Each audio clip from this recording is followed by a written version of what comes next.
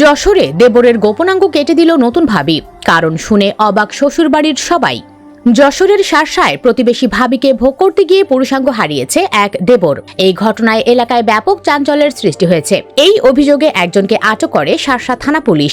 দিবাগত রাত ৩টায় কায়বা ইউনিয়নের পাড়ের কায়বা গ্রামের মৃত আতিয়ারের ছেলে মফিজুল ইসলামকে গ্রেফতার করা হয়। জানা যায়, গত রাত ১টার সময় পাড়ের কায়বা গ্রামের মফিজুল ইসলাম বাড়ির পাশের ভাবি রফিকুল ইসলামের স্ত্রী সফুরা খাতুনকে ইজ্জত হরণ করতে গেলে প্রতিহতের সময় ভাবি মফিজুলের পুরুষঙ্গে ধারালো অস্ত্র দিয়ে আঘাত করে আহত করে। ফলে তিনি পালিয়ে চন্দনপুরের এক গ্রামীণ চিকিৎসকের কাছে চিকিৎসা নেন। সেখানে তার আঘাতে প্রয়োজনীয় চিকিৎসা এবং ৮টি সেলাই দেওয়া হয়। এলাকাবাসীর অভিযোগ, দীর্ঘদিন ধরেই মফিজুল ও সফুরার মধ্যে অনৈতিক সম্পর্ক চলছিল। এ নিয়ে একাধিকবার গ্রামে সালিশি বৈঠক হয়েছে। তবে এর মধ্যেই আবারও এমন কাণ্ড ঘটায় সবাই হতবাক। এলাকাবাসী সূত্রে আরো জানা যায়, এই বিষয়টা এলাকায় সঞ্চালক সৃষ্টি হলেও ৬ দিনের মধ্যে আইনি কোনো পদক্ষেপ নেওয়া হয়নি। শার্শা থানার ভারপ্রাপ্ত কর্মকর্তা KM রবিউল ইসলাম জানিয়েছেন, ভিকটিমের অভিযোগের ভিত্তিতে মফিজুলকে গ্রেফতার করা হয়েছে এবং তার বিরুদ্ধে থানায় ধর্ষণের মামলা দায়ের করা হয়েছে। এদিকে গাইবান্ধার সাদুল্লাপুর উপজেলার নজরুল ইসলাম নামের এক যুবক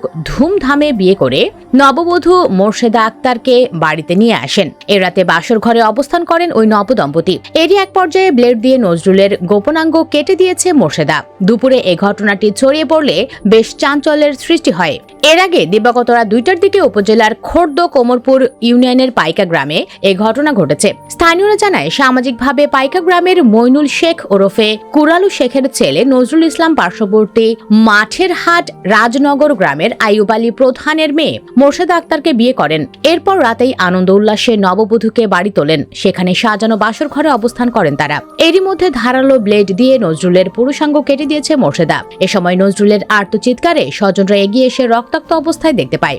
গুরুতর আহত অবস্থায় নজরুলকে উদ্ধার করে হাসপাতালে ভর্তি করা হয়। খোর্দ কোমরপুর ইউনিয়ন পরিষদের সদস্য আতোয়ার রহমান বলেন, বিয়ের রাতেই বাসর ঘরে নববধূ তার স্বামীর পুরুষাঙ্গ কেটে দিয়েছে। এমন ঘটনা খুবই হৃদয় বিদারক। দর্শক, দেবর ভাবির মধ্যে কি সত্যি সম্পর্ক ছিল, নাকি নিজের ইজ্জত বাঁচাতে দেবরের অঙ্গ কেটে দিল ভাবি? এই নিয়ে আপনার মতামত জানিয়ে দিন কমেন্ট বক্সে। ভিডিওটি ভালো লাগলে লাইক ও শেয়ার করুন। আর আমাদের চ্যানেলে নতুন হলে সাবস্ক্রাইব করে সাথে থাকুন। ধন্যবাদ।